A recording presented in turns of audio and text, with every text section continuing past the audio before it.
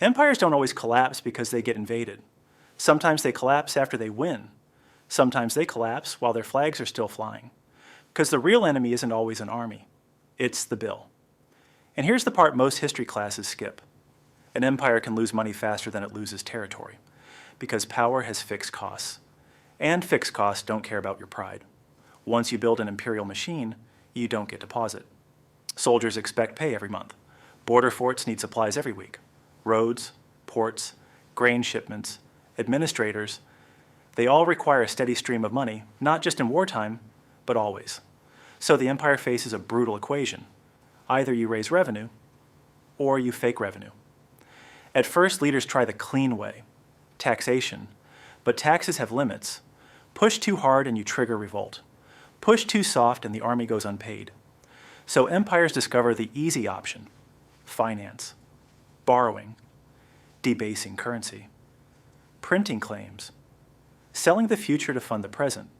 It feels like genius because it buys time, but that's the trap. It only buys time, and time costs interest. Now watch the pattern in the real world. Take ancient Rome. Rome didn't wake up one day and decide to collapse. Rome was solving short-term problems. The empire needed more soldiers, more pay, more logistics, more stability. But when revenue didn't scale fast enough, Rome reached for the oldest trick in state finance. Keep the coin's face the same and quietly remove the value inside. The denarius still looked official, still had the emperor's authority. But over time, the silver content was reduced. At first it worked, because debasement is a psychological weapon. People trust symbols, until they don't. And when they start noticing, the economy doesn't just get expensive. It becomes suspicious. Merchants start pricing goods defensively. Workers demand more pay. Soldiers demand more pay. And the state responds by issuing more weakened money. Volume replaces value. That's when the empire becomes a machine that must run faster every year just to stay in the same place. And here's what most people miss. This is not bad management. This is what happens when fixed costs meet political limits. You can't cut the army. You can't cut the border. You can't cut the grain supply without chaos. So the empire chooses the option that hides the pain, dilute the money, and push the cost onto everyone quietly. And once you choose that path, you create a new dependency. You need confidence to keep the game alive, because the moment confidence cracks, the cost of everything explodes. Now the spiral speeds up because trust isn't linear. Trust breaks in stages. First, it breaks among traders. They're the first to notice when money feels off. They demand better coins, higher prices, faster settlement. Then it breaks among soldiers. If soldiers believe their pay buys less each month, loyalty becomes expensive. Then it breaks among ordinary people. They stop saving. They hoard goods. They choose barter. They choose anything that feels more real than the state's promise.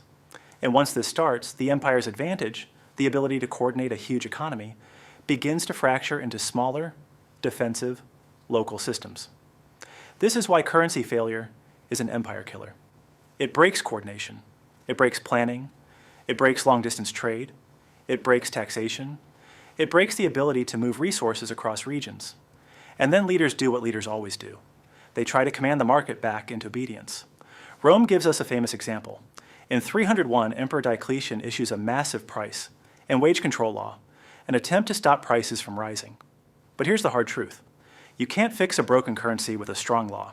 If the money's losing credibility, price controls don't create stability.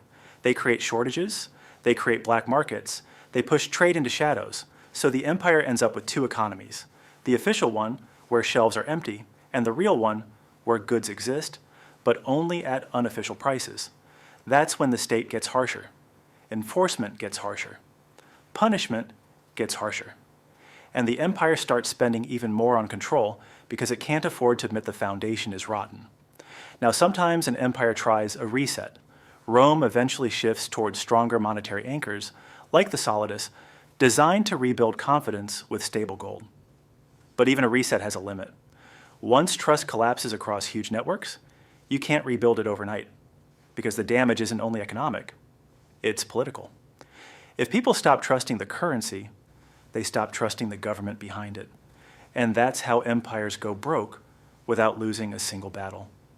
They don't get conquered. They get priced out of their own power.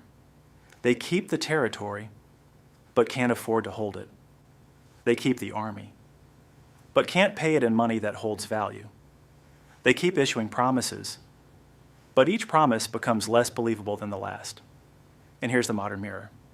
Wars, crisis spending, and temporary measures often teach governments the same dangerous lesson.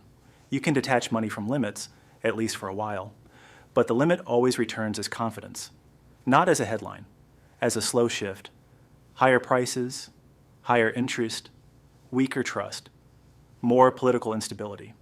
So I'll ask the comment question in a way that triggers real debate. If an empire is still winning wars, still powerful on paper, what do you think breaks first when the finances rot? The currency, the army's loyalty, or public trust? Write your answer. And if you want more stories where money explains what history hides, subscribe to Hidden Money History.